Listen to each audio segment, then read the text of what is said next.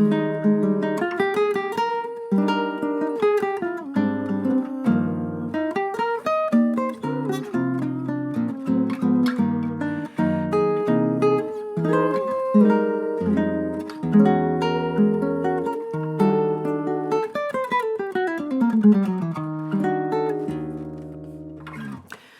right, everybody, how's it going? This is Speaking of Harmony podcast. This is episode 2.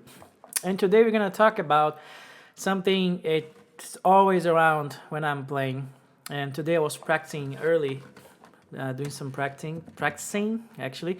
And, I came across this, constant challenge for myself. And I think it should be for every musician that plays and deals with a harmonic instrument, which is always this balance between playing fuller chords and full of color, as opposed to playing more triadic, but also more inverted and colorful in that way as well.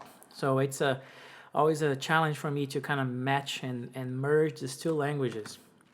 What I mean by that is I came across this years ago when I just had this insight in my head, basically. When you play triadic harmony or less notes, if you will, playing triads like, this kind of...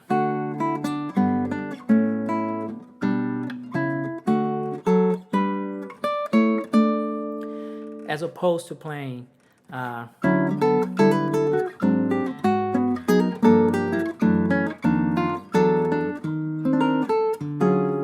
this kind of harmony, right? They're different.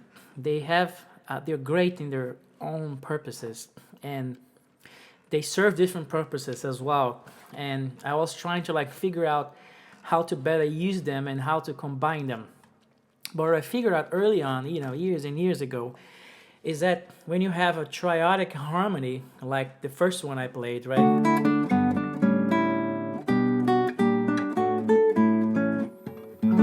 Sound like that, you have more options to invert the chords, to use inversions, meaning playing first inversion chords, third in the bass, and second inversions, and fifth in the bass, and sometimes when the chord has a seventh, playing the third inversions, right? Like, stuff like that, or something like that. What does that mean? It means that the voices can be more free. The voice leading is just great, when you have triadic harmony, to invert things.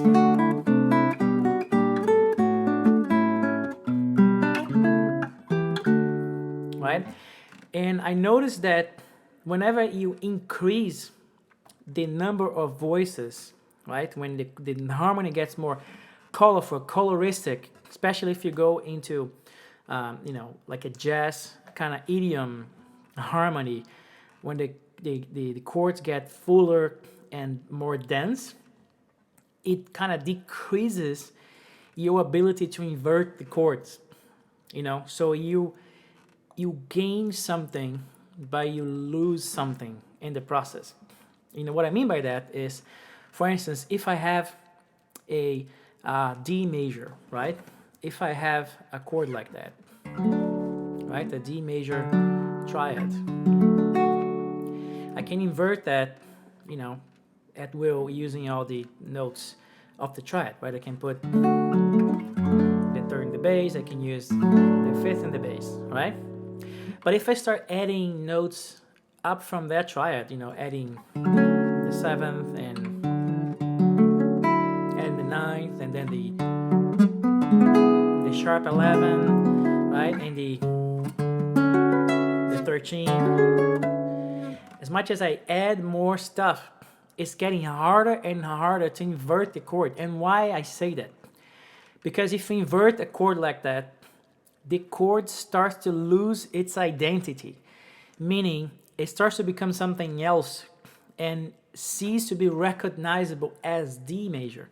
I'll give you an example. Let's say if I play a chord like that, right?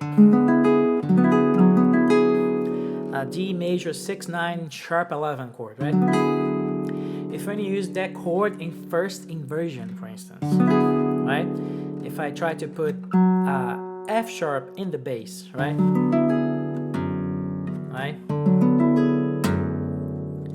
The chord ceases to function as D. I lose that sense because all these upper structures, they start to combine with the bass and the chord loses its identity more than just this. If I use this chord, it's D over A, no matter what I do. And if I use this chord, this is the sound of a first inversion chord, right? And that's what I mean by that. So you have this like two sides over here, and it's almost like a gauge, like there you go up and down. So as much as you increase the number of voices and number of tension, and the chord gets more tense, the more the chord gains color, of course, right? You have, you have so much color that you gain from that, but at the same time, it decreases the possibility of voice leading within the chord, right? And when you don't have a lot of color and you have less color, if you will, and into a more triadic harmony, you gain all these beautiful voice leading possibilities with the basis of a chord going into an inverted chord and leading into another chord that in different inversion and vice versa. For example, stuff that I just played here before, like, I used in D major, but I can use any key, right? For instance, G major, right?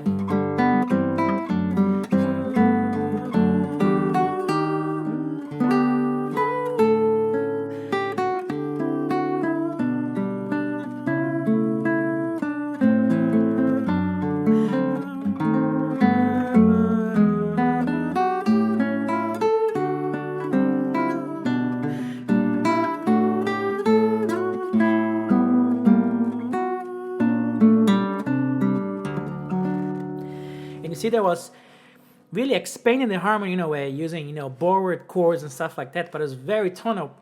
But I was focusing on a triadic kind of approach, meaning I was using 3 notes and 4 notes max. I was concentrating in voice leading as best as I could, and the bass is the element that really drives that, right? So the triadic harmony is just like gold to do that. If I was dealing with a more complex harmony, harmony that is like 5-6 sounds, if I can't play on the guitar, especially the piano, you start combining this stuff, it gets harder to get the same results voice leading wise, right? When I start to get a harmony like this, something that I was playing before, I will try to do the same kind of thing, but with that voicing, right? This kind of path, but using a more dense harmony. So I can go like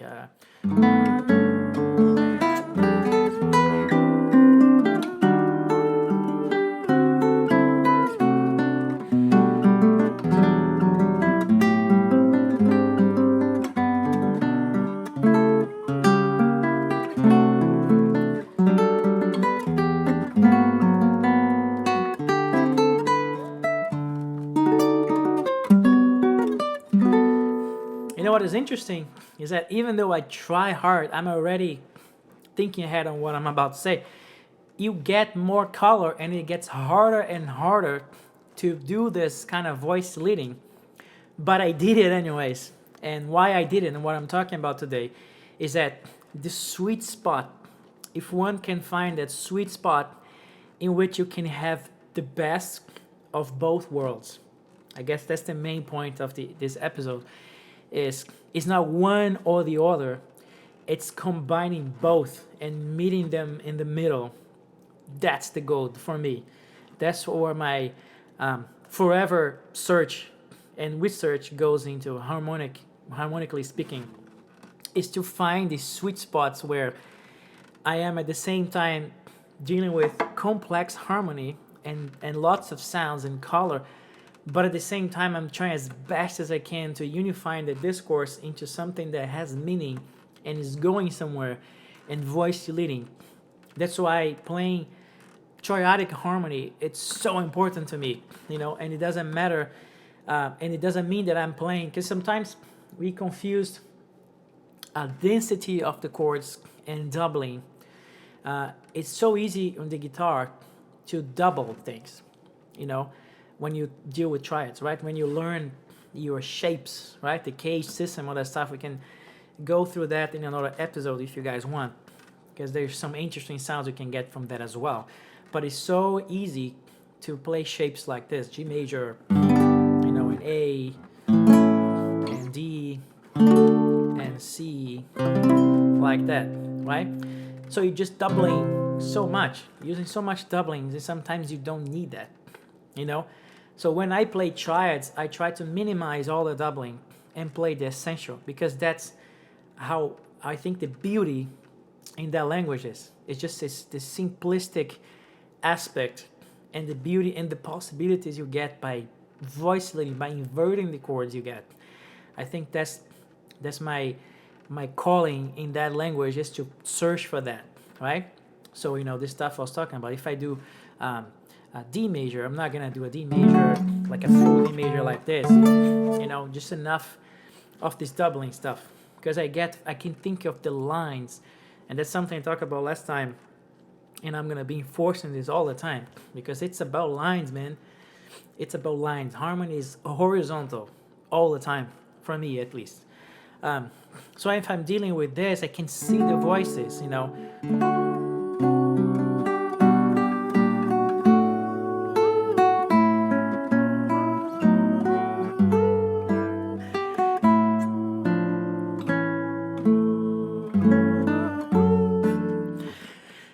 I'm dealing with this voice. I'm dealing with all the voices. And if you try it, it's just so easy and beautiful to explore that zone, to go into this inversions and the results you get, and then going back into the more full, you know, parallel kind of harmony. I like to use like this type of chords, like all these colors, right? I love the sounds, but at the same time, I'm trying to bring some of that language into this, so I'm always looking to voice lead everything all the time as much as possible, right? I remember that I was a couple of days ago, a few days ago, on my friend Yannick Wistala's podcast, right? He was one of the guys that was really encouraging me to get into the podcast format and be consistent about it. You can go check his podcast. I'll post a link right here so you can check it out as well. But one of the things we were talking about that day is like resolutions. You know, I came up with this type of harmony, right, with type of shapes, and how I was resolving them. And then I was finding all these cool resolution points that they're not that obvious, right? For instance, I was showing one like this.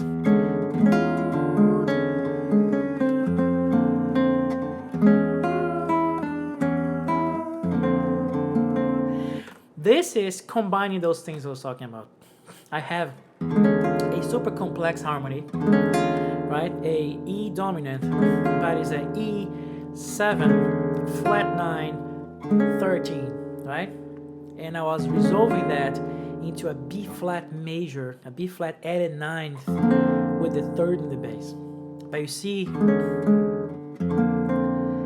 the voice leading is there. So I was using a complicated and very rich chord and sound, and resolving and dealing with the voice leading, right? I was also using this example in A, I was even put more notes. I was doing a 7, flat 9, sharp 11, 13 chord. And then I was resolving into A flat minor or G sharp minor. See? But I'm dealing with voice leading. A is going to A flat, aka G sharp. This note is staying. You see? This note is staying. This note is jumping. See, I'm always careful and looking for the best voice leading possible. Even when I am in a harmony that is so complex and full of sounds and colors. And that came from this search of mine of playing these two different things, different ways, and trying to come up with better solutions for both sides. The same way I can go with the triad and start adding things, like I can start doing added 9 sounds instead of just using this, right? I can go.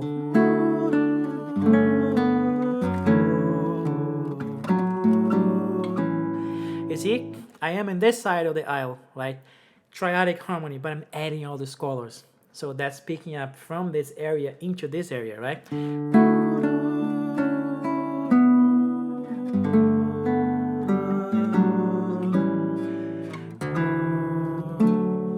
See?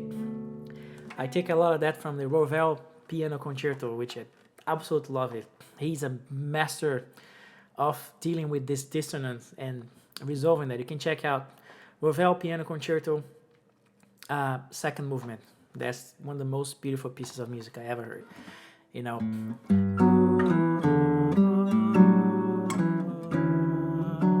it does exactly like this. So this is an example of taking from this side, this language of color and painting, as I was saying last time, and adding that to the triads, right?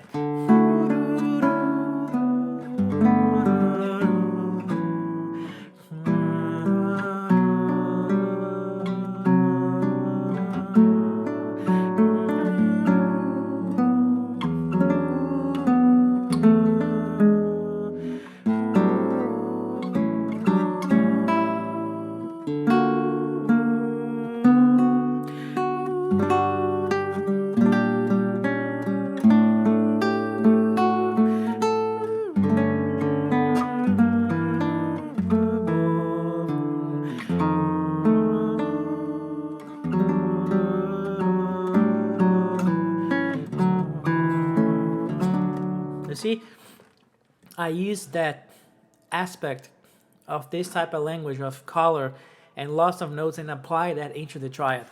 At the same time, I can use that back into a more dense and colorful harmony, right? Whatever I'm dealing with, harmony or Brazilian harmony or jazz or whatever, I can always look into voice leading, how I can find the best way to resolve that chord, right? Like a standard, like,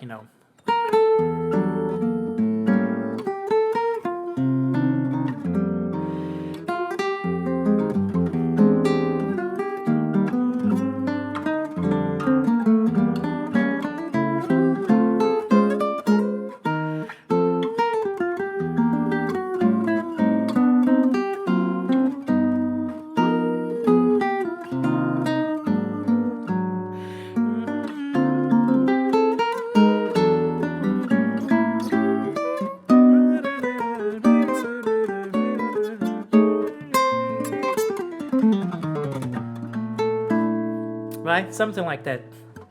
That's something to think about, right? Mixing it up. Voice leading and add color and tons of color and get voice leading into the mix. I think this middle ground is where the meat is. That's what I am at least, trying to like navigate these two languages. I think there's something there. There's been decades that I'm always trying to be in this middle, trying to like combine these two things, these two principles that not necessarily can go against each other. I try to like combine them into one thing. And that's what I want to be in the middle. I can go more this side, I can go more that side, but ultimately drawing from both sides, right? That's what I would love to talk about today. I hope you have been enjoying this. I'm going to be trying to be as consistent as I can with all these. And you can really, really help by subscribing to this podcast. If you're just hearing this, it's available on Spotify, on iTunes, and Google Play, and all these places that have podcasts. If you're watching this, definitely you are on YouTube. You can really, really help me by subscribing to the channel. And there's activate the little bell thing, notifications, right? This is all my social media stuff over here on the screen. And you have that information also on the podcast. It really, really helps if you subscribe And let me know what you think about this. Let me know how you do it, how you deal with this kind of harmony. I would love to hear suggestions. Also, suggestions of what you guys want to hear from me next time, things that you would love to hear me talking about and commenting. I would love to do something like that. Okay, I'll leave you guys today here. This is episode number 2 of the Speaking of Harmony podcast, and I see you next time.